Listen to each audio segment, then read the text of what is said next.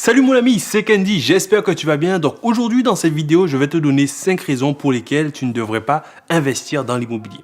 Alors peut-être qu'aujourd'hui tu te dis que tu aimerais bien te lancer peut-être dans un investissement et tu as pensé peut-être à l'immobilier.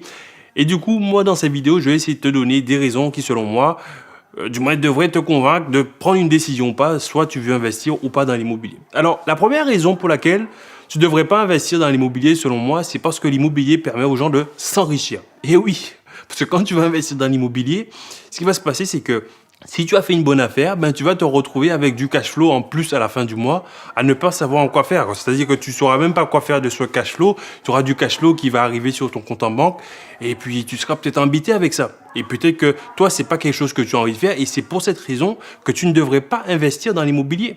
La deuxième raison pour laquelle tu ne devrais pas investir dans l'immobilier, c'est parce que tu peux t'enrichir avec l'argent des autres. Et oui, parce qu'en fait, en investissant dans l'immobilier, tu peux t'enrichir simplement avec l'effet de levier, avec l'argent des autres, et puis te créer un patrimoine qui va te permettre de t'enrichir. Et oui, peut-être que toi aujourd'hui, c'est pas du tout quelque chose qui t'intéresse, et du coup, dans ce cas-là, effectivement, tu ne devrais pas investir dans l'immobilier. En parlant justement du fait de s'enrichir avec l'argent des autres, on arrive justement sur la troisième raison pour laquelle tu ne devrais pas investir dans l'immobilier, c'est-à-dire que tu vas pouvoir te créer un patrimoine. Et oui, quand tu vas investir dans l'immobilier, tu vas en plus t'enrichir avec l'argent des autres et te créer un patrimoine avec l'argent des autres. C'est-à-dire que tu vas te retrouver avec un patrimoine de peut-être plusieurs milliers, peut-être plusieurs millions d'euros à devoir céder à tes enfants. T'imagines le casse-tête, un truc pas possible. Donc c'est pour ça, selon moi, tu ne devrais pas investir dans l'immobilier. Parlons maintenant de la quatrième raison pour laquelle tu ne devrais pas investir en immobilier.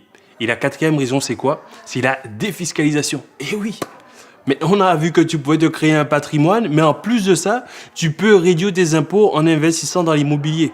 C'est vraiment quelque chose qui n'est pas conseillé du tout. En gros, c'est pour ça que je te dis, tu ne devrais pas investir dans l'immobilier. Tu vois, c'est-à-dire que tu t'es créé un patrimoine qui te génère de l'argent et en plus, tu peux réduire tes impôts. Maintenant, on ne va pas investir dans l'immobilier. Et terminons maintenant avec la raison la plus grave de toutes. C'est-à-dire la raison effectivement pour laquelle tu devrais vraiment pas investir dans l'immobilier, c'est le fait de générer des revenus passifs. Imagine. Tu te réveilles le matin, tu as des euros qui tombent de façon automatique.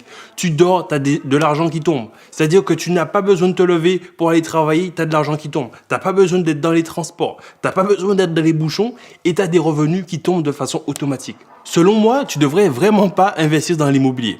Par contre, si les raisons que j'ai données là justement te parlent et tu te dis en fait moi c'est vraiment ce que je voudrais, tu l'as compris, l'immobilier c'est vraiment un pilier d'enrichissement que tu dois absolument utiliser.